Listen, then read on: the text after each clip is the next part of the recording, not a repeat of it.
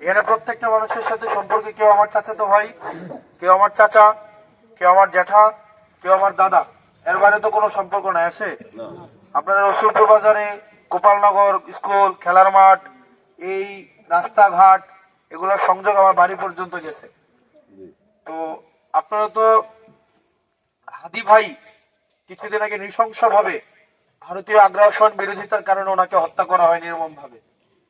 আমরা কি আর বিদেশি শক্তির কোন গুন্ডামি বাংলাদেশে চাই?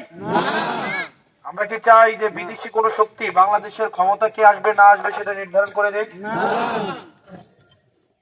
আমাদের ৭১ পরবর্তী সময়ে আমরা ৭১-এর মধ্য দিয়ে আমরা একটা স্বাধীন সার্বভৌম একটি ভূমি পেয়েছি, পতাকা পেয়েছি, দেশ পেয়েছি, কিন্তু তার পরবর্তী সময় থেকে আমরা এখনো পর্যন্ত এই মুহূর্ত পর্যন্ত বিভিন্ন বিদেশি শক্তির বিভিন্ন ব্যাকডোর পেসিভ প্রভাবের মধ্য দিয়ে কারা ক্ষমতায় আসে, কারা ক্ষমতাচ্যুত হয়, এই বিষয়গুলোকে বিভিন্ন বিদেশি শক্তি প্রভাবিত করার চেষ্টা করেছে। এবং এটির বিরুদ্ধে যারা কথা বলেছে ইতিহাসের বিভিন্ন স্তরে স্তরে তাদেরকে বাংলার জমি থেকে তাদেরকে সরিয়ে দেওয়া হয়েছে। ইলিয়াস আলী থেকে শুরু করে শরীফ ওসমান হাদি পর্যন্ত যারা গুম হয়েছে, যারা শহীদ হয়েছে, এই প্রত্যেকটা মানুষের প্রতি আমাদের দায় রয়েছে। এই সেই দায়ের বহিঃপ্রকাশ হিসেবে আমাদের এই আগ্রাসন বিরোধী পদযাত্রা।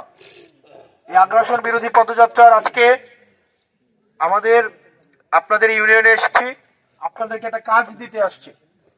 নিজের ঘরের মানুষের কাছে কোনো কিছু চাওয়ার নাই, দাবি আছে। নিজের ঘরের মানুষ গিয়ে কি নিজে অনুরোধ করে যে আমাকে কি ভাত খাইতে একটু দিবা কিনা, এটা বলে নাকি ভাত দাও, কোনটা বলে? নাকি গিয়ে বলে যে ভাত দিলে ভালো হইতো, এটা বলে? মেহমানের যদি আরেকজনের বাড়ি বেড়াইতে যায় তাইলে আদার জন্য হয়েছে নাকি যে হাতলে খামো, প্রথমবার হাতলে মানা করব, দ্বিতীয়বার মানা করব, দ্বিতীয়বার পরে তৃতীয়বারের জন্য অপেক্ষা করব, এটা কখন মেজবানে গেলে নাকি?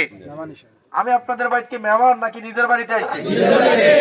এখন নিজের বাড়িতে কি আমি হাজার অপেক্ষা করব নাকি হচ্ছে আমি আপনাদেরকে অর্ডার করব, দাবি করব নাকি? সেই দাবির জায়গা থেকে আপনাদের কাজ আমার জন্য তো দোয়া করবেন, করবেনই, বরং প্রত্যেকদিন অন্তত 10 জনের কাছে আমার জন্য দোয়া চাইবেন। আপনাদের কি অন্তত 10টা মানুষের কাছে দেওয়া হয় না? আপনি কি দুর্নীতি মুক্ত বাংলাদেশ চান? চাঁদাবাজ মুক্ত বাংলাদেশ চান? আপনারা কি ইনসাফের বাংলাদেশ চান? এই ভারতের গুন্ডামি মুক্ত বাংলাদেশ চান? যদি চান তাহলে আপনাদের কাছে অনুরোধ করব, আপনারা প্রত্যেকটা মানুষ এখানে যারা যারা আছেন, এখানে প্রত্যেকটা মানুষ, আপনাদের এখানে কয়েকদিন আগে আমি আসছি, এটা আমার 3য়বার আসা। এখানে ওই তারিক ভাইয়ের ঘরটা মনে হয় এটা, তাই না?